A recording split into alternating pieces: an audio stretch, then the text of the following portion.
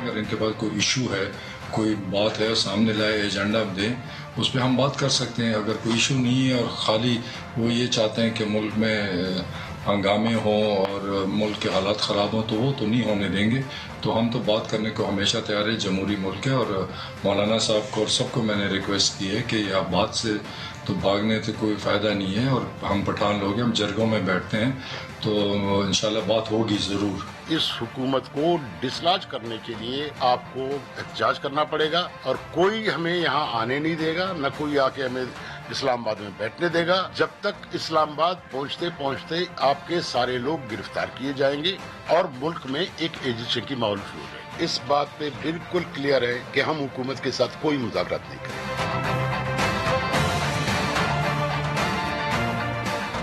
Welcome to news wise, میں ہوں عارفہ نور۔ آج پروگرام میں ایک دفعہ پھر ہم سب سے پہلے بات کریں گے آزادی مارچ کی، جس کے حوالے سے جو خبریں ہیں وہ آنا بند ہی نہیں ہو رہی۔ حکومت نے اب آخرکار یہ فیصلہ کر لیا ہے کہ وہ مذاکرات کرے گی اپوزیشن کے ساتھ، مولانا فضل الرحمان صاحب کے ساتھ، تاکہ کوئی نہ کوئی حل نکل آئے اور آزادی مارچ نہ ہو۔ مگر اپوزیشن کی طرف سے جو رد عمل سامنے آیا ہے وہ یہ ہے کہ وہ کہتے ہیں کہ مذاکرات کرنے کا کوئی فائدہ نہیں ہے، اور مذاکرات صرف تب ہوں گے جب وزیر اعظم عمران خان صاحب جو ہیں وہ استعفیٰ جو ہے وہ دے دیں گے، اس کے بعد بات چیت ہو سکتی ہے۔ اسی حوالے سے نیشنل پارٹی کے سربراہ میر حاصل بزنجو نے آج ایک پریس کانفرنس کی، اور اس کے اندر انہوں نے اس خدشے کا اظہار کیا کہ مارچ سے پہلے ہی جو پارٹیسپنٹس ہیں اور لوگ ہیں جنہوں نے اس کے اندر شرکت کرنی ہے، ان کو پورے ملک میں گرفتار کر لیا جائے گا، اور جس کی وجہ سے انتشار پھیل سکتا ہے۔ مگر بزنجو صاحب نے ساتھ میں یہ بھی کہا کہ کسی قسم کے کوئی مذاکرات جو ہے وہ نہیں کیے جائیں گے حکومت کے ساتھ۔ حکومت کی جو مذاکراتی ٹیم ہے اس کو ہیڈ کر رہے ہیں پرویز خٹک صاحب۔ پرویز خٹک صاحب نے کہا ہے کہ وہ جمعیت علماء اسلام سے بات کرنے کے لیے تیار ہیں، مگر انہوں نے ساتھ میں یہ بھی کہا ہے کہ یہ مطالبہ جو ہے کہ وزیر اعظم عمران خان استعفیٰ دے دیں، انہوں نے کہا ہے کہ یہ تو ممکن نہیں ہے، اور اس مطالبے کے اوپر بات نہیں ہو سکتی۔ اگر اس مطالبے پہ بات نہیں ہو سکتی اور جو اپوزیشن ہے وہ بات کرنے کو تیار ہی نہیں ہے جب تک استعفیٰ نہ دیا جائے، تو پھر مذاکرات کیسے ہوں گے؟ اس ایشو پہ بات کرنے کے لیے ہمارے ساتھ موجود ہیں حافظ حسین احمد صاحب، جو سینئر رہنما ہے جمعیت علماء اسلام فضل الرحمان گروپ کے۔ ویلکم ٹو دا شو حافظ حسین احمد صاحب۔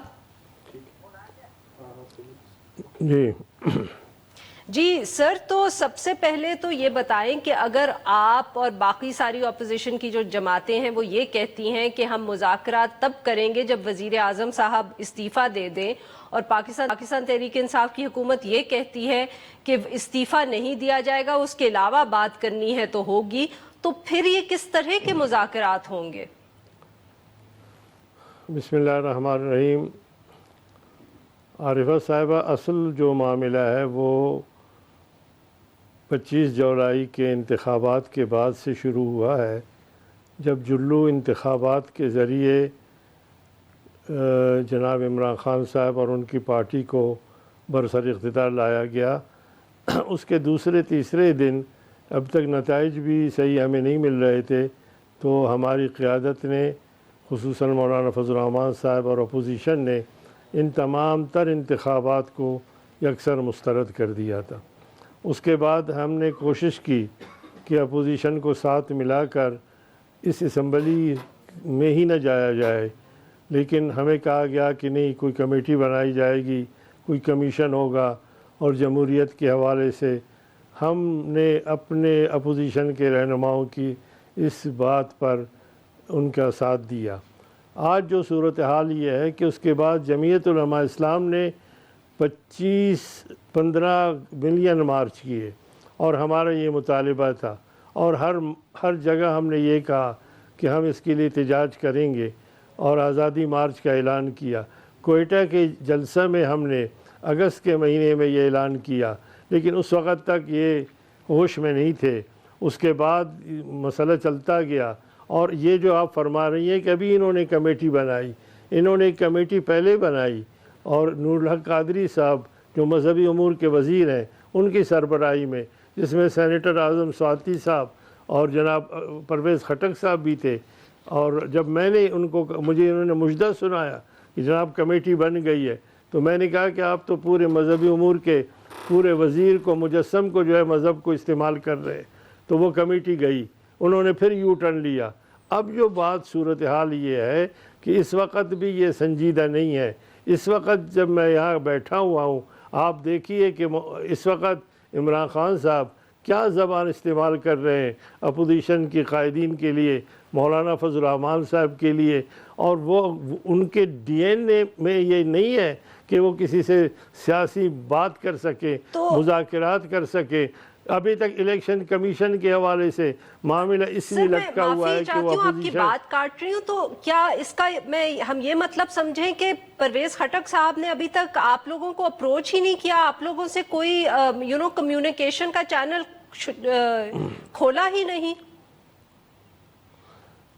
دیکھیے محترمہ، بات یہ ہے کہ آپ 4-5 دن سے جناب شیخ رشید صاحب کہہ رہے ہیں کہ جو مذاکرات کرنا جانتے ہیں وہ مذاکرات کر رہے ہیں۔ پہلے تو ان سے پوچھیں کہ ان کے مذاکرات کار کون ہے؟ سہولت کار وہی ہیں جو کل انتخابات میں سہولت کار تھے، یا یہ ہیں؟ اور کیا جو مذاکرات کر رہے ہیں ان کے ترجمان جناب شیخ رشید صاحب ہے؟ ہم یہ کہتے ہیں کہ یہ سنجیدہ نہیں ہے۔ دوسری بات یہ ہے کہ اب یہ صرف جمعیت علماء اسلام مولانا فضل الرحمان صاحب کا مسئلہ نہیں رہا۔ جس طرح آپ نے کہا کہ بزنجو صاحب، جناب بلاول بھٹو، اور اسی طریقے سے مسلم لیگ نون کے ساتھی، یہ تمام کے تمام، محمود خان چغزئی، یہ اس وقت تمام اپوزیشن ایک پیج پہ ہے اور متفق ہے، اور فیصلہ اگر متفق تو سب ہیں آپ کے ساتھ، آپ صحیح کہہ رہے ہیں، مگر پاکستان پیپلز پارٹی مارچ میں حصہ لینے کے لیے ابھی تیار نہیں ہے، اور پاکستان مسلم لیگ نواز نے بھی کل ملاقات کر کے مولانا صاحب سے فیصلہ کرنا ہے۔ تو ابھی تک جو 2 بڑی جماعتیں ہیں ان کی طرف سے بہت ایک کلیئرٹی نہیں ہے کہ وہ آپ کے مارچ کے اندر کس حد تک حصہ لیں گی۔ دیکھیں اس حد تک تو ہمارے ساتھ ہیں کہ حکومت کو جانا چاہیے استعفے میں۔ آپ کا جو سوال تھا کہ پہلے استعفیٰ کیوں ہو، میں اس کا جواب دے رہا ہوں کہ اس میں تو کوئی شک نہیں ہے۔ پیپلز پارٹی سے آپ پوچھ لیں، مسلم لیگ نون سے پوچھ لیں، بزنجو صاحب کی پارٹی سے پوچھ لیں، محمود خان صاحب کی پارٹی سے پوچھ لیں، تمام تر اپوزیشن سے پوچھیں گے، وہ یک زبان ہو کر کہے گا کہ استعفے ہمیں چاہیے، اس لیے کہ ہمارے جو تمام تر جدوجہد اور احتجاج کا منبع اور مرکز یہ ہے کہ وہ انتخابات جرلو تھے، ان میں دھاندلی ہوئی ہے۔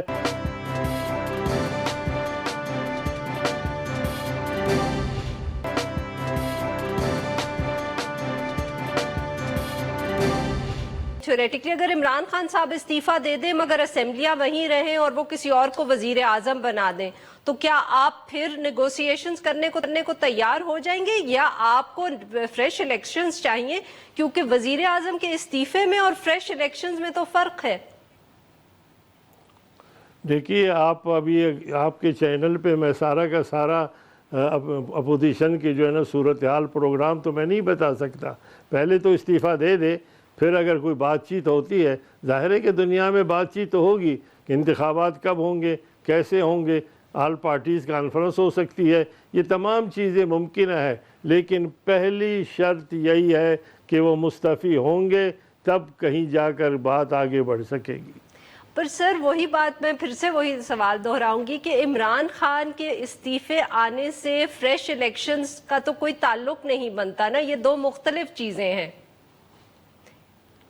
دیکھیں میں یہی کہہ رہا ہوں کہ عمران خان کو لانے والوں نے تو عمران خان کو لایا ہے نا، الیکشن سر کے یہ لانے والے ذریعے کیا آپ سے بات کر رہے ہیں؟ جیسے شیخ رشید صاحب جو ہیں وہ ہنٹ کر رہے تھے اور آپ نے بھی، تو آپ ذرا دیکھیں سوال یہ آپ شیخ رشید سے پوچھیں، آپ عمران خان سے پوچھیں کہ اگر وہ بات کر رہے ہیں تو آپ کو 2 کمیٹی بنانے کی کیا ضرورت درپیش ہے؟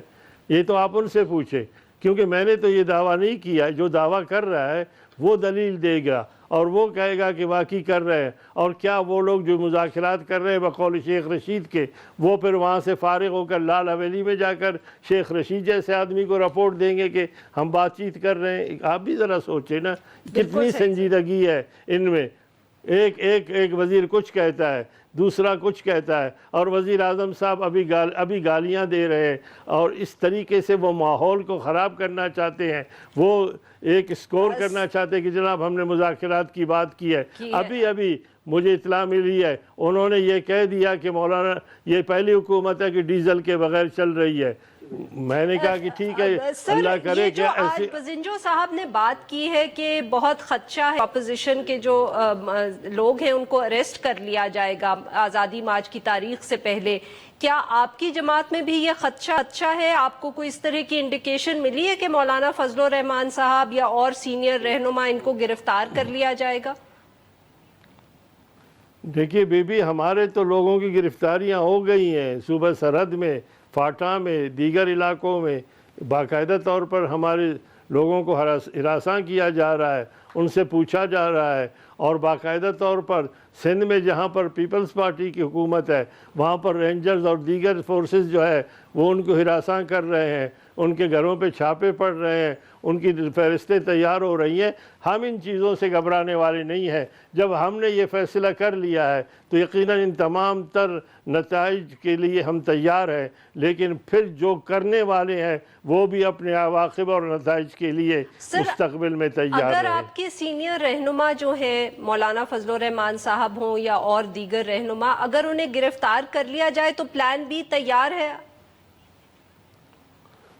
ہمارا جی بی بھی تیار ہے، سی بھی تیار ہے، آگے بھی ہے، اور میں کہتا ہوں کہ شاید جب تک قیادت رہے گی اس وقت تک تو شاید عوام اسی انداز سے پرامن رہیں گے، لیکن اگر انہوں نے ایسی حماقت کی اور ان لوگوں کو گرفتار کیا تو پھر ظاہر ہے کہ جب یہ صورتحال ہوگی پھر ذمہ داری اس حکومت کی ہوگی جو تشدد کے حوالے سے کرے گا، اور وہ خود ابھی تازہ ترین 126 دن کی جو انہوں نے دھرنا دیا اور جو زبان استعمال کی، اور اب بھی اس منصب پر بیٹھے ہوئے وہ جو زبان استعمال کر رہے ہیں، میں نے اس کا اس لیے حوالہ دیا کہ ہم بھی ہر قسم کی بات کر سکتے ہیں، ہمارے پاس بھی بڑے معاملات ہیں ان کے، لیکن ہم وہ اخلاق سے گری ہوئی بات نہیں کر سکتے۔ لیکن اگر وزیر اعظم کے منصب پر لائے گئے شخص اس قسم کی ایک عالم دین کے لیے اور ایک اپنے سیاسی ہمارے رہنماؤں کے لیے بات کر، آپ سے پہلے بھی پوچھا تھا، آپ نے جواب نہیں دیا، آج دوبارہ پوچھ رہی ہوں، آپ صرف آزادی مارچ کریں گے یا اسلام آباد پہنچ کے دھرنے کا بھی کوئی پلان ہے؟ دیکھیے پہنچنے کے لیے تو مارچ ہی ہوتا ہے نا، جب ہم مارچ کر کے پہنچیں گے تو پھر بیٹھ کر دیکھیں گے یا کھڑے ہو کر دیکھیں گے، سارا پلان آپ کے سامنے آ جائے گا۔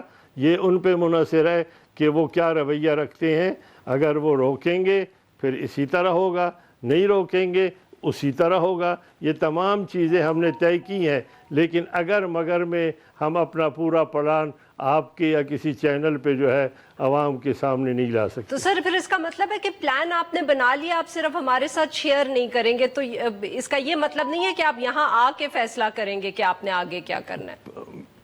بی بی پہلے آپ ایسے کریں کہ ان کے ساتھ بیٹھ کر شیئر کریں کہ وہ کیا کرنا چاہتے ہیں، پھر ضرور میں اس کی ذمہ داری لیتا ہوں۔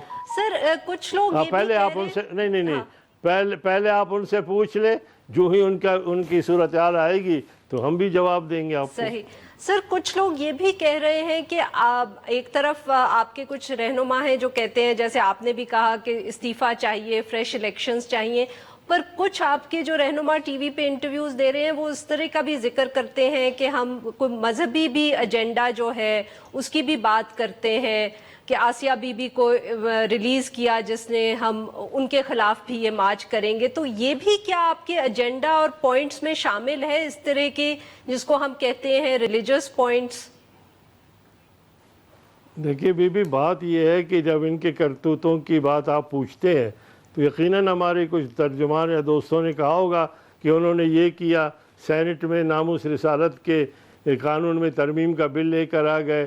یقیناً وہ یہ بات کہیں گے کہ عمران خان نے اپنے پہلے واشنگٹن یاترا میں کہا کہ آسیہ کو میں نے رہا کروایا، جو بالکل غلط بیانی تھی، اور پھر اس نے یہ بھی کہا کہ جناب ذوالفقار علی بھٹو مرحوم نے جس طریقے سے ترمیم کی ہے ان سے پوچھا جائے گا کہ آخر اس کی کیا ضرورت درپیش تھی. پھر عاطف جیسے آدمی کو انہوں نے ان کی اپائنٹمنٹ کی. تو یہ چیزیں ایسی ہیں جن کے بارے میں جب پوچھا جائے گا اس کے بارے میں بات کی جائے گی, اس سے ہمیں کوئی نہیں روک سکتا. لیکن اس وقت ہم واضح کر چکے ہیں کہ ہمارے آزادی مارچ کا ایک ہی نقطہ ہے, وہ آئین کے مطابق ہے, اور وہ یہ ہے کہ جو دھاندلی جو ہوئی باقی ہیں ان کو منع نہیں کر سکتے کہ وہ اس طرح کا جو پوائنٹس ہیں ان کو سامنے نہ لائیں جب ان سے پوچھا جائے کہ یہ مارچ کس لیے ہو رہا ہے. میں تمام اینکروں کو کیسے منع کر سکتا ہوں جو اس قسم کے سوالات کریں گے؟ ظاہر ہے جب سوال کریں گے اس کا ویسے ہی جواب آئے گا. اور اگر ان کی ذمہ داری یہ لگی ہوگی, آپ کے چینل کی نہیں, بعض ہمارے دوست ایسے ہیں جن کی ذمہ داری ہوتی ہے اور سائیکل اسٹائل جو ہے نا ٹائپ کے جو ہے نا سوالات ہر ایک جگہ پوچھے جاتے ہیں, تو ظاہر ہے جب سوال ہوگا اس کا اسی طرح جواب دیا جائے گا. بہت شکریہ حافظ حسین احمد صاحب, آپ سے بات کی. ناظرین یہاں پہ لیں گے ایک چھوٹا سا بریک, اور جب ہم بریک سے واپس آئیں گے تو ہم بات کریں گے جو اسلام آباد ہائی کورٹ کا فیصلہ آیا ہے اسی آزادی مارچ کے حوالے سے. اسٹے ود اس.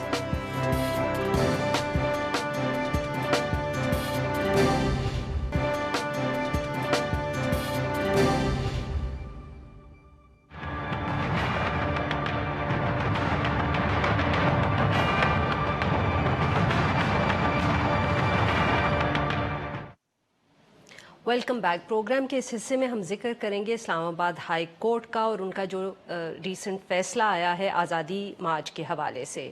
اسلام آباد ہائی کورٹ میں ایک پٹیشن دائر کی گئی کہ آزادی مارچ کو رکوایا جائے, اور اس کے اوپر اسلام آباد ہائی کورٹ کا جو تحریری فیصلہ آیا جو چیف جسٹس اطہر من اللہ کی طرف سے تھا, اس میں کہا گیا ہے واضح طور پر کہ یہ عدالت کا کام نہیں ہے. انہوں نے کہا ہے کہ ضلعی انتظامیہ کو اس حوالے سے انتظامات کرنے چاہیے. چیف جسٹس اطہر من اللہ نے اپنے تحریر فیصلے میں لکھا ہے کہ پرامن مارچ کو ریگولیٹ کرنے کا جو کام ہے وہ قانون نافذ کرنے والے اداروں کی بنیادی ذمہ داری ہے, اور ضلعی جو انتظامیہ ہے اس کو امن برقرار رکھنے کے لیے اگر کوئی پابندیاں لگانی ہیں تو وہ لگا سکتے ہیں. اور بہت کوئی اسپیسیفک سرکمسٹانسز ہوں, انتہائی مخصوص صورتحال ہو, تو اس میں جو ریاست ہے وہ قومی سلامتی کے لیے بھی احتجاج کرنے والوں کو روک سکتی ہے. مگر ساتھ ساتھ اس فیصلے میں یہ بھی کہا گیا کہ اس طرح کے ہدایات جو ہے کسی بھی قسم کی ایجیٹیشن کو, پروٹیسٹ کو یا احتجاج کو روکنے کا جو فیصلہ ہے یہ عدالت نہیں کرے گی. یہ کرنا ہے تو انتظامیہ یا ایگزیکٹو نے کرنا ہے, یہ ان کی جورسڈکشن ہے. یہ پہلی دفعہ نہیں ہے. چیف جسٹس اطہر من اللہ جو ہیڈ کرتے ہیں اسلام آباد ہائی کورٹ کو, انہوں نے اپنے ججمنٹ سے یہ ظاہر کیا ہے کہ وہ ایگزیکٹو کے معاملات میں نہیں انٹرفیئر کرنا چاہتے. اس سے پہلے بھی جب الیکشن کمیشن کا معاملہ ان کے سامنے آیا تو وہ بھی انہوں نے واپس پارلیمنٹ کی طرف بھجوا دیا گیا. مگر ہم نے اور بھی بہت سے موقع دیکھے ہیں جس کے اندر اور جو ججز ہیں اور جو اور پارلیمنٹ جوڈیشری ہے انہوں نے اس طرح کے کیسز کے اندر فیصلے کیے ہیں جس میں ہم یہ کہہ سکتے ہیں, اور ایکسپرٹس نے کہا بھی ہے کہ یہ جو جوڈیشری ہے یہ ایگزیکٹو کے جو جورسڈکشن ہے اس میں مداخلت کر رہی ہے. اس ایشو پہ بات کرنے کے لیے آج ہمارے ساتھ موجود ہیں احمد بن سوٹا صاحب جو ماہر قانون ہیں. ویلکم ٹو دی شو احمد صاحب. سر, یہ جو چیف جسٹس اطہر من اللہ کی ججمنٹ آئی ہے آزادی مارچ کے حوالے سے, اس کو آپ کس طرح دیکھ رہے ہیں؟ میں سمجھتا ہوں جی فاضل جج صاحب نے ایگزیکٹلی وہی بات کی ہے جو کہ قانون اور آئین کے مطابق ہے. ہمارے ہاں ایک پچھلے 47 سال سے جو ڈیبیٹ چل رہی ہے وہ یہ ہے کہ سیپریشن آف پاورز جو کہ کانسٹیٹیوشنل کانسیپٹ ہے اس کی آج تک اپنی آئیڈینٹی جو ہے وہ انڈر تھریٹ ہے کہ ایگزیکٹو کی کیا پاورز ہیں, جوڈیشری کی کیا پاورز ہیں, لیجسلیچر کی کیا پاورز ہیں. سو فار دا فرسٹ ٹائم میں سمجھتا ہوں کہ ایک عدالت نے ایسا فیصلہ کیا ہے. ایک تو انہوں نے یہ کہا ہے کہ یہ آپ کا کام ہے, first of all first line of defence آپ ہیں, آپ نے یہ فیصلہ کرنا ہے کہ یہ درست ہے یا غلط ہے. جوڈیشلی ریویو کرنا اس کو, اگر if it gets to that تو ہم دیکھ لیں گے کہ آپ کا یہ جو ایکشن تھا وہ درست تھا یا غلط تھا.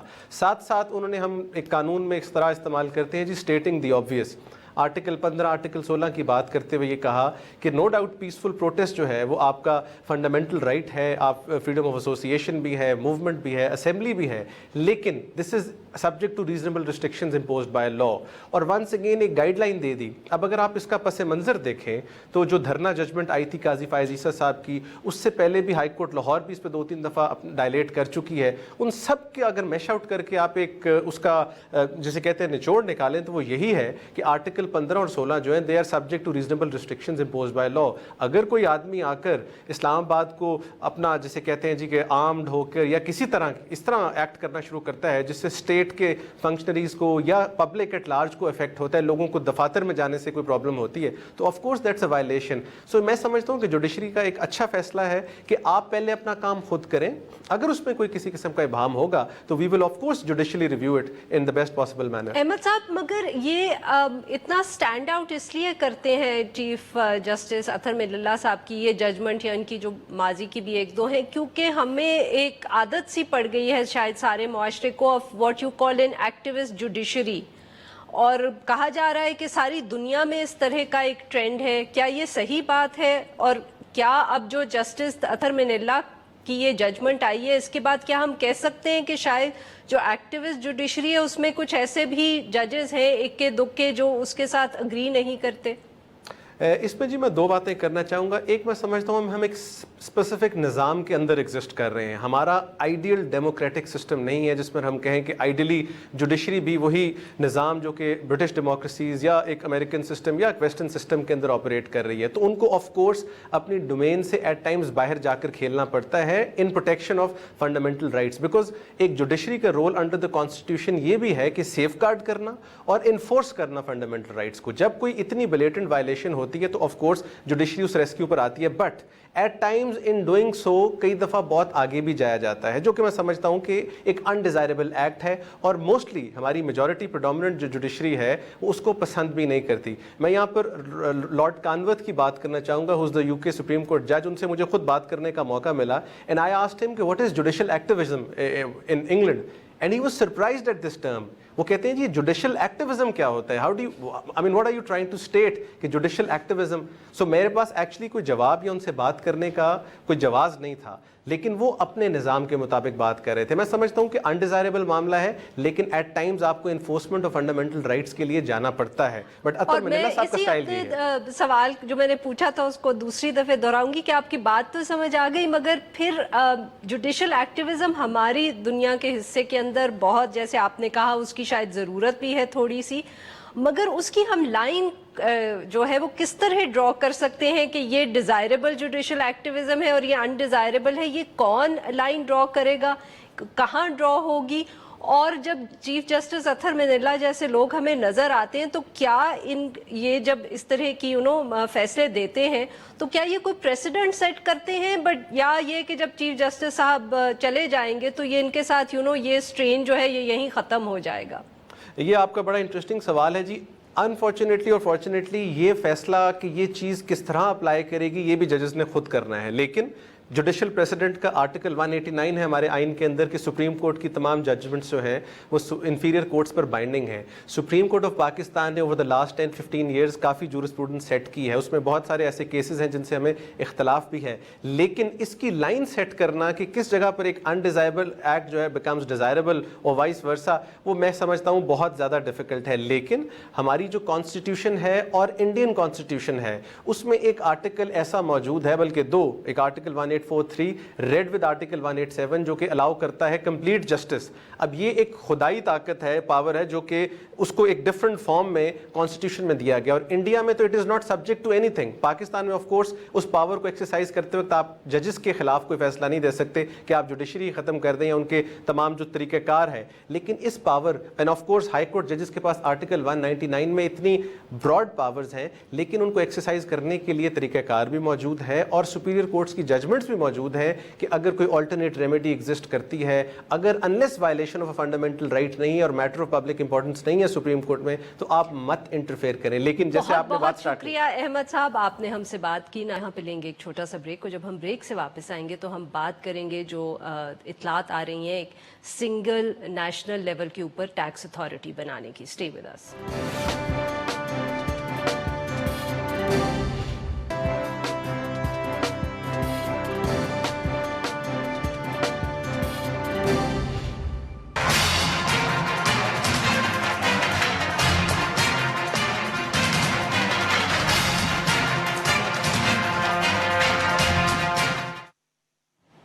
Welcome back. प्रोग्राम के आखिरी हिस्से में हम जिक्र करेंगे टैक्स वसूली के निज़ाम को सेंट्रलाइज करने की जो इतलात आ रही हैं और एक सेंट्रल टैक्स कलेक्शन अथॉरिटी की बात हो रही है।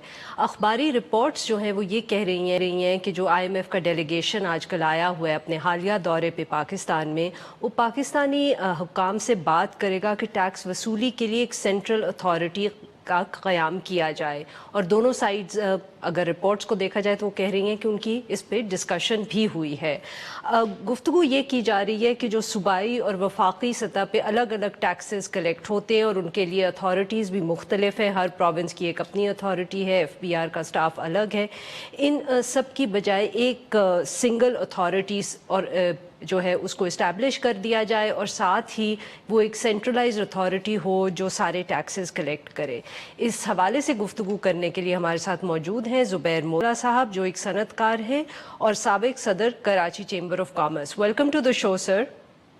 थैंक यू सर, कहा जा रहा है कि ये पहली दफ़े नहीं है कि इस तरह की एक सेंट्रलाइज्ड अथॉरिटी जो है उसको डिस्कस किया जा रहा है, मगर अगर हम बिजनेस कम्युनिटी का आपसे व्यू लेना चाहें तो आपके ख्याल क्या सचमुच इससे जो टैक्स रजीम है वो सिंप्लीफाई होगा? क्या बिजनेस कम्युनिटी के लिए और आम लोगों के लिए आसान हो जाएगा टैक्स का जो निज़ाम है अगर एक सेंट्रलाइज्ड अथॉरिटी हो? देखिए जी, सेंट्रलाइज अथॉरिटी किसको कहते हैं? FBR क्या चीज है? It's a federal board of revenue. The Federal Board of Revenue, their responsibility is to implement the tax collection and implement in a way कि सारा टैक्स जो है ना फेडरल गवर्नमेंट के अंदर जितने भी टैक्सेस आते हैं, चाहे वो सेल्स टैक्स है, चाहे वो इनकम टैक्स है, चाहे वो और कई किस्म के टैक्सेस हैं, सारे के सारे FBR कलेक्ट करेगा। तो अगर ऐसे देखा जाए तो ये तो अंग्रेजी के अल्फाजों का फर्क है, सेंट्रल टैक्स कलेक्शन अथॉरिटी और FBR federal board of revenue, ये दोनों मेरे ख्याल एक ही चीज है। गालिबन जो मैं समझता हूँ जो डिस्कशंस में जो पॉइंट आए हैं वो यही आए हैं कि FBR अगर जो टैक्स का कलेक्शन है उसको आउटसोर्स करे और ये जो है ना ये through professionals, through agencies, through private sector personal कोई जिस तरीके से हो सकता है उसको अगर आउटसोर्स करके उसको कलेक्शन करे तो कलेक्शन बेहतर हो सकता है। मतलब ये है कि FBR जो है उसकी जो ब्यूरोक्रेसी है ये उसके ऊपर जो है ना ये बात हो रही है मेरे हिसाब से। और मैं ये समझता हूँ कि बिजनेस कम्युनिटी समझती है कि जो एक हवा है ब्यूरोक्रेट्स का या इसका या उसका, तो अगर ये कुछ टैक्सेस को आउटसोर्स करके देख लिया जाए तो इसमें कोई मुज़ायका नहीं है अगर वो बात करते हैं। लेकिन एक बात तो डेफिनेटली है इसके अंदर, आगे अगर आदमी सोचता है कि अगर IMF से हमने ट्रांच लिया है और अभी एक उसकी इंस्टॉलमेंट आई है, अभी और 9 इंस्टॉलमेंट बाकी हैं और उसके साथ हम रोजाना जो है ना उनके साथ रोजाना की नहीं तो महीने, 1.5 महीने के बाद, 2 महीने के बाद उनकी टीम्स आती हैं और हमारा सारा जो है ना वो टैक्स कलेक्शन के निजाम को देखती हैं। तो क्या हम इसके मुकम्मल हो सकते हैं? यार सॉवरेन स्टेट अगर ये बात भी ठीक, अगर वो हमने उनसे कर्जा लिया है तो how much dictation we feel that the state can sustain with. नहीं, वो तो बिल्कुल सही बात है सर, इसीलिए तो आपसे पूछ रहे हैं ना कि हमारे पाकिस्तान के लिए कौन सा एक निज़ाम बेहतर है, कौन सा ज़्यादा सस्टेनेबल है और लोगों के लिए किससे सहूलत फराहम होगी जी, ना ये सोचना कि IMF जो है वो सिर्फ ये कह रहा है। तो इसी पे तो हम आपसे व्यू ले रहे हैं। पाकिस्तान के अंदर टैक्सेशन का जो निज़ाम है उसके अंदर अगर आप देख लें तो अब जो है ना वो प्राइवेट सेक्टर से शब्बर जैदी साहब आए, that is a good move. But I believe जब भी मैंने मुबारकबाद दी थी कि कम से कम प्राइवेट सेक्टर का आदमी उसको प्राइवेट सेक्टर की तकालीफ का पता है। तो when he stepped in and he became the FBR chairman, I think business community was glad about it. लेकिन मुझे ये लगता है कि जो इनके जाने के बाद भी जो प्रॉब्लम्स हैं FBR के वो इतने ज्यादा, कोई जरूर बेहतरी आई है लेकिन इतने हल नहीं हुए। तो IMF कहे या ना कहे, हमको अपने टैक्स के निजाम को तो उसके अंदर रिफॉर्म्स लाने हैं, हमने उसके अंदर सिंप्लीफिकेशन भी लानी है। असल हमारा जो प्रॉब्लम है कि बहुत थोड़े लोग टैक्स देने वाले हैं और बहुत ज्यादा लोग उसको इस्तेमाल करने वाले हैं। 22 करोड़ लोगों के मुल्क में अगर 22 लाख टैक्स पेयर भी हों तो कैन यू से 1% टैक्स पेयर है। उनके अंदर भी अगर मैंने इसको फर्दर इसको स्क्रूटनाइज किया है तो आप ये देखें कि सिर्फ 1 लाख लोग हैं जो सिग्निफिकेंट टैक्स पेमेंट करते हैं, ओनली 100,000। जो सिग्निफिकेंट लोगों को कहता हूं, तो यही एक मसला इसके रह जाएगा। सिग्निफिकेंट टैक्स पेयर वो हैं जो 1 मिलियन या इससे ज्यादा का टैक्स देते हैं, यानी 1 मिलियन से ज्यादा के टैक्स सिर्फ 1 लाख लोग हैं। तो इस नेट को बढ़ाने की कितनी जरूरत है, ये किसी की कोई ऐसी बात ही नहीं है। जो इसको बढ़ाने के लिए जो पॉलिसियां बननी चाहिए, हमारे साथ बैठें, हम उनको बनाएं। अब देखें ना, इनडायरेक्टली तो ये आधा मुल्क नहीं बल्कि 3/4 ऑफ मुल्क जो है वो टैक्स पेयर है। आप बिजली के बिल पे टैक्स देते हैं। जी, वही मैं कहने लगी थी सर कि इनडायरेक्ट टैक्सेशन तो काफी ज्यादा है ना, तो ये तो नहीं कह सकते कि बहुत कम लोग टैक्स देते हैं, सिर्फ हम ये कह सकते हैं कि इनकम टैक्स का जो नेट है उसको बढ़ाने की जरूरत है। नहीं देखिए, इनकम टैक्स भी और सेल्स टैक्स भी देखिए बहुत बड़ा एक सेक्टर जो है वो इन तमाम चीजों से मुबर्रा है। आप देखिए, अगर आप मैन्युफैक्चरिंग सेक्टर को हटा दें, सर्विस सेक्टर जो रजिस्टर्ड है उसको हटा दें, तो आप एग्रीकल्चर को ले लें। हम तो ये कहते नहीं है कि एग्रीकल्चर के ऊपर आप टैक्स लगाओ, हम कह ही नहीं रहे। असल में इसको हमेशा मिस इंटरप्रेट किया जाता है। बिजनेस कम्युनिटी ये कहती है कि जो लॉ ऑफ द लैंड है, जिसमें 4.5 लाख रुपए या 6 लाख रुपए की जो छूट है, अगर वो 6 लाख आपने एग्रीकल्चर से कमाए, सर्विसेज सेक्टर में कमाए, ट्रांसपोर्ट में कमाए, लॉजिस्टिक में कमाए, एक्सपोर्ट में कमाए, कहीं कमाए, इस मुल्क की जमीन के ऊपर अगर आपने वो पैसा कमाया, तो जो थ्रेश होल्ड है उसके ऊपर का जो पहला 1000 रुपया है, अगर वो बिजनेस कम्युनिटी को टैक्स देना पड़ता है तो उसका टैक्स चाहे वो किसी चीज में सर हो। देखिए, आपने बहुत अहम सवाल उठाया है और इस पे ही part of the problem is कि क्योंकि 18th अमेंडमेंट के नीचे एग्रीकल्चर को उन्होंने प्रोविंशियल इशू बना दिया है, तो कई लोगों का ये ख्याल है कि अगर आप एक सेंट्रलाइज टैक्स अथॉरिटी बनाएंगे तो शायद एग्रीकल्चर को भी आप वापस सेंट्रलाइज कर सकें और उसके ऊपर इनकम टैक्स लगा सकें। Do you think that's possible? नहीं देखिए, नहीं बात ये नहीं, हम तो ये बात ही असल में इसको मिस इंटरप्रेट करते हैं। इंटरप्रिटेशन क्या है जी, आपने एक इस मुल्क में टैक्स है इनकम, वो इनकम जो कि टैक्सेबल नहीं है उसका एक थ्रेश होल्ड है 6 लाख रुपए या इससे कम की इनकम के ऊपर कोई टैक्स, ठीक है। अगर 6 लाख और 1 रुपया मैंने कमाया तो वो 1 रुपया टैक्सेबल है, चाहे वो किसी सोर्स से भी कमाया हो। तो अगर आपने एग्रीकल्चर में कमाया तो उसको भी टैक्स होना चाहिए। आप ये देखेंगे मैन्युफैक्चरिंग सेक्टर के ऊपर हमने टैक्स लगा के इसका ऐसा हाल कर दिया है कि वो कॉम्पिटिटिव है ही रहे ही नहीं। फिर हम कहते हैं एक्सपोर्ट नहीं बढ़ती, फिर हम कहते हैं इम्पोर्ट सब्सिट्यूट इंडस्ट्री नहीं लगती। ये सारी बातें जो है उसी वजह से है कि हमको जहाँ रिलीफ देना चाहिए वहाँ हम और टैक्सेस लगा रहे हैं, जहाँ हमको टैक्स कलेक्ट करना चाहिए उनको हम छोड़ रहे हैं। असल प्रॉब्लम ये है। तो IMF कहता हो, चाहे वर्ल्ड बैंक कहता हो, चाहे इमरान खान साहब कहते हो, चाहे कोई और कहता हो, सब ठीक कहते हैं। बहुत बहुत शुक्रिया सर, आपने हमसे बात की। आज के लिए बस इतना ही। We'll be back tomorrow at the same time.